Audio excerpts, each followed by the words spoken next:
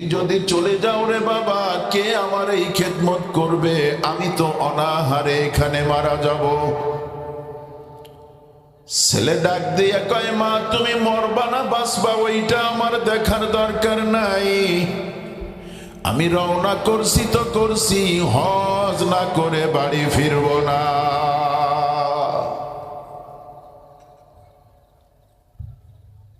মা দেখে এত কিছু বলি, চিৎকার করে করে ছেলে তো ফেরে না, চলছে তো চলছে, চলছে তো চলছে। দরজার ওখানে বসে মা আকাশের দিকে মাথা উঁচু করে ডাক দিছে, মালিক, যেই সন্তান আমাকে এত খেদমত করলো, এত কিছু করলো দীর্ঘদিন ধরে, আজকে আমার সন্তান আমার কথা না শুনে বাইতুল্লাহ তওয়াফ করার জন্য চলে গেছে। ওগো মালিক, আমার সন্তান যেমন, তার কি বলে, আমার সন্তান যেমন আমার খেদমত থুইয়া ওই হজ করতে চলে গেল, আমি ওর মা মালিক তোমাকে বলি, আল্লাহ আমার সন্তানের পরের থেকে তোমার রহমতের নজরটা উঠায়া না।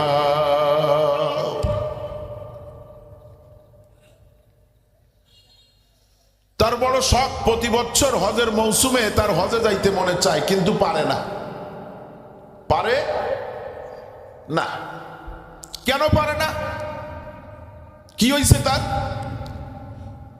এই ভদ্রলোকের একটা মা আছে বৃদ্ধা,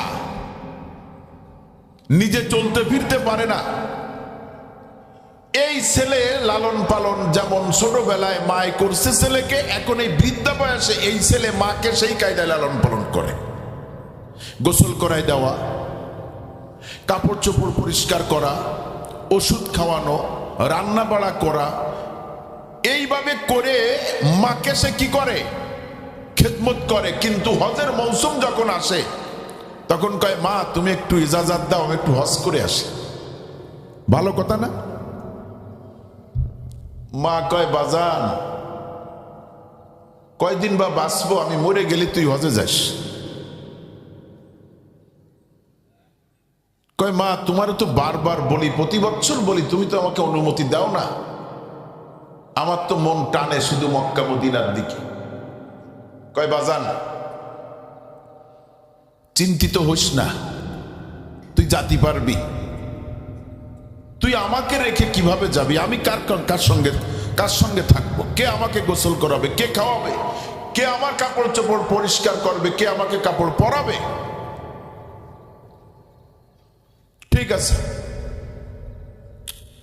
প্রত্যেক বছর হজের মৌসুম আসলে ওর মা কয়, বাবা আমি মরে নি, তারপরে যাস কেন? কিন্তু মা মরেও না, যাইতেও পারে না। এখন কি করবে? এইবার নিয়াত করে ফেলছে, মা যখন মরে না আর আমি যখন হজে যাইতে পারি না, এবার মার কথা শোনা যাবে না, আমি চলেই যাব। মা তো ঠেকানোর কেউ না, যেহেতু মা নড়তে চলতে পারে না, তাকে কোলে করে নিয়ে গোসল করানো লাগে, তাকে কোলে করে সব জায়গায় কি বলে আপনার নেওয়া লাগে। মা তো আমার দাবড়ায়ও ধরতে পারবে না যে ধরে বসে বলবে, বাবা তুই যাস না, এ সুযোগ মার নাই। নিয়াত করে লাগেজ পত্র সব গোছগাছ করে রেডি করে ঘরের থেকে বের হইছে। বের হয়ে বলতেছে, মা তুমি মরো না, আমি হজেও যাইতে পারি না। আমি এই যে বের হইছি, হজ না করে আর বাড়ি ফিরবো না। হজ না করে মা তো হাঁটতেও পারে না, ফুটবলের মতন গৌলতি গৌলতি গৌলতি গৌলতি। ওই বাহিরের দরজার কিনারে ওইখানে এসে দাঁড়ায়, ডাকতেছে, বাবা ফিরে আয়, যাস না। কয়, মা কোনো কথাই হবে না, তুমি মরো না, আমি হজেও যাইতে পারি না, আমি যাব না, তোমার কাছে যাব না, আমি চলছি তো চলছি। মা ডাক দিয়ে কয়, বাজান যাস না, তুই ছাড়া তো আমার কেউ নাই।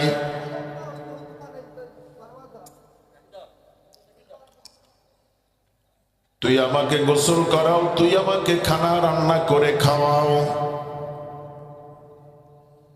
বাজান রে তুই আমার কাপড় চোপড় পরিষ্কার করে দাও, তুই তো আমার মাথায় শরীরে তেল লাগায় দাও। তুই যদি চলে যাও রে বাবা, কে আমার এই খেদমত করবে? আমি তো অনাহারে এখানে মারা যাব।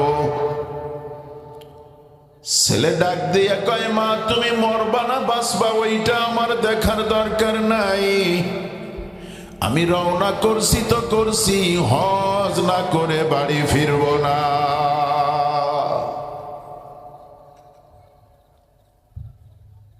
মা দেখে এত কিছু বলি চিৎকার করে করে, ছেলে তো ফেরে না, চলছে তো চলছে, চলছে তো চলছে।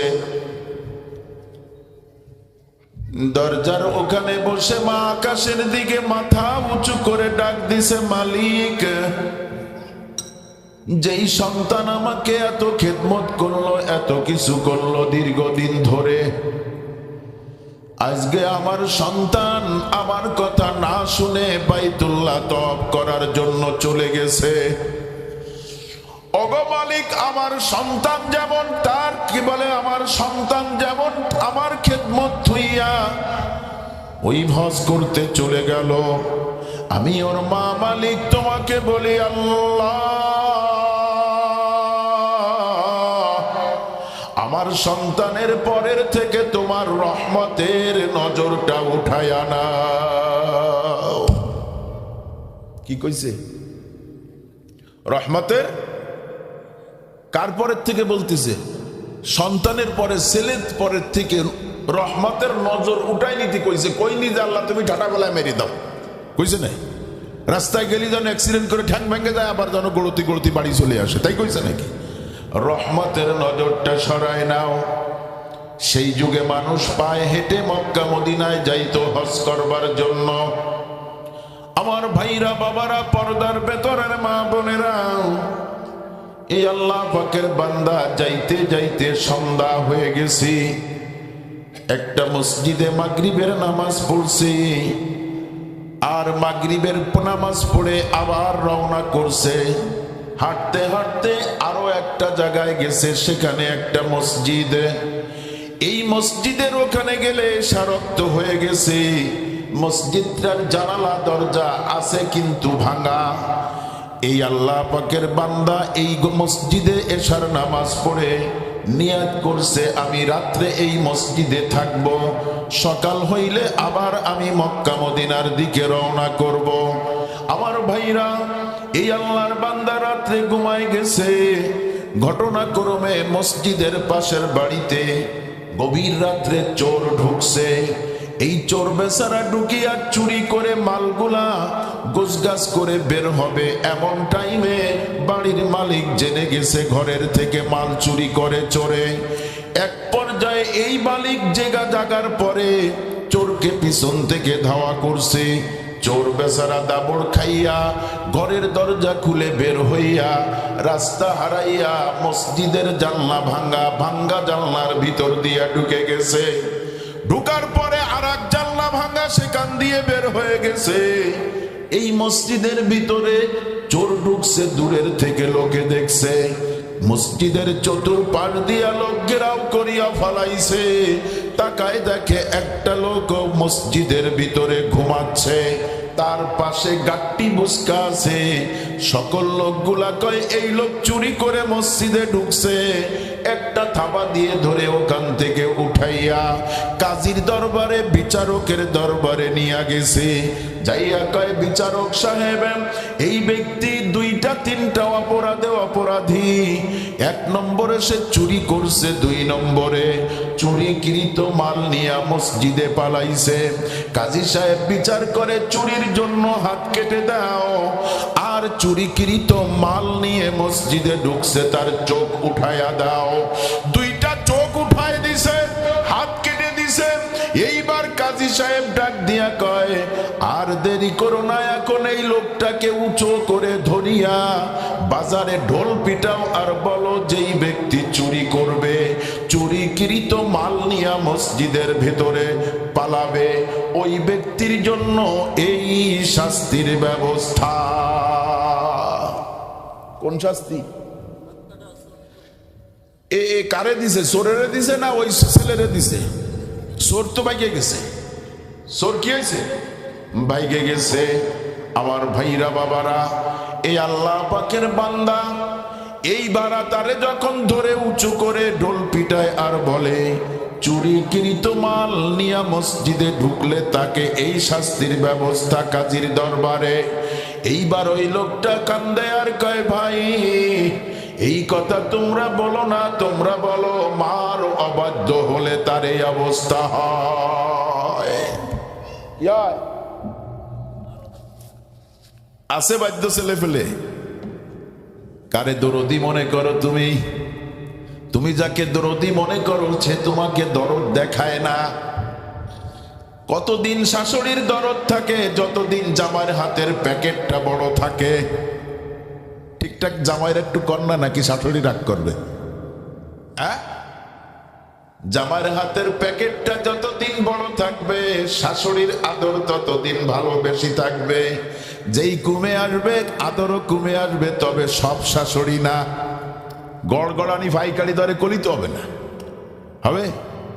আমার ভাইরা বাবারা, লোকে জিজ্ঞাসা করে বিষয়টা কি ভাই, আপনি কেন এই কথা বললেন? মার অবাধ্য হলে তার এই শাস্তির ব্যবস্থা। ডাক দিয়ে বললেন এই কথা যে ভাই, আমার বাবা ছোটবেলায় মারা গেছে, মা বৃদ্ধা মানুষ, চোখে দেখে কম, নিজে হাঁটতে পারে না, চলতে পারে না, ফিরতে পারে না, গোসল করতে পারে না। আল্লাহু আকবার, নিজের কাপড় নিজে পাল্টায় পরবে সেই ক্ষমতাও আমার মার নাই। দীর্ঘকাল ধরে মার খেদমত করছিলাম, বারবার মক্কা মদিনায় যাইতে মনে চায়। মার অনুমতি চাইলে কয়, বাবা আমি মরলে তুমি যাবা। আমি অনুমতি ছাড়া মার কাছ থেকে এবার বিদায় নিয়ে আসছি। আসার পরে তোমাদের মসজিদে আমি রইছি, সকাল হইলে মক্কার দিকে রওনা করব। ঘটনাক্রমে আজকে আমি ধরা খাইয়া গেছি। নিচক এটা আমার মার বদদুয়া ছাড়া আর কিছু না। দরদি কারে মনে করেন? পৃথিবীতে সবচেয়ে বড় দরদ কার বেশি, মায়া কার বেশি কন্ত? আরে বাপে তো যদি কোনো কায়দায় হিসাব করে দিছে কোরজ বইরি, সাথে সাথে তুমি কোয়ানে কেলে কি আইছে, তোমার সোয়াল হিসাব করে দিছে। সোয়াল বলে ওর সোয়াল কার? সোয়াল সোয়াল বিটির সোয়াল। আমি যে বাপ, আমি এখন আর বাপের দাবি করতেছি না। তোমার সোয়াল হিসাব করেছে, ধরো ধৈর্য দিয়ে দেয়। মা কোলেতে ফেলায় দেয় নাকি? হ্যাঁ, ফালায় না। ওই অবস্থায় ধরে কাপড় পাল্টায়, নতুন কাপড় পরায়। শীতের সময় হলে ভালো করে মুইছে মাইছে গরম কাপড় দেয়, ঠান্ডা লাগতে দেয় না। ঠান্ডা লাগতে দেয় না।